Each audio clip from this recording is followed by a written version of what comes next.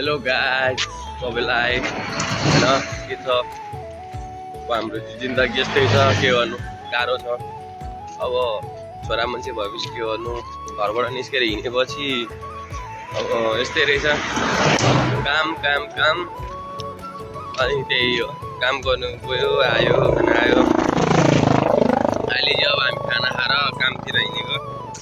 Fast गाह्रो छ काम गर्नु पनि। अब काम गर्नु पनि वहाँ पर जानुपर्छ,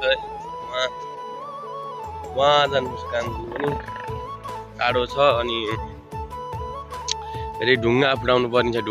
ढुङ्गा पनि यत्रो फुट्ने ढुङ्गा पनि छैन, साह्रो छ, गाह्रो छ हो लास्टै हामीलाई। यो जिन्दगीमा के गर्नु, पैसा कमाउनु धेरै गाह्रो साथी, धेरै गाह्रो। पछाडि दुईजना पनि मेरो भाइहरू हो, काम गर्नु नै हिँडेको। हामी तीनजना गरिरहेको छ अहिले चाहिँ। अब त्यही हो, अहिले चाहिँ ढुङ्गा फुटाउने कामले त्यति मान्छेहरू छैन, अहिले हामी मात्र हो। अब बिस्तारै केटाहरू बढ्छ वाल लाउने काम हो नि, त्यहाँबाट यस्तै वाल लाउने हो, उहाँ वाल लाउने काम आउँछ। त्यही हो, बाई बाई यति भन्न चाहन्छु। बाँकी जानकारी आउँदै गर्छ।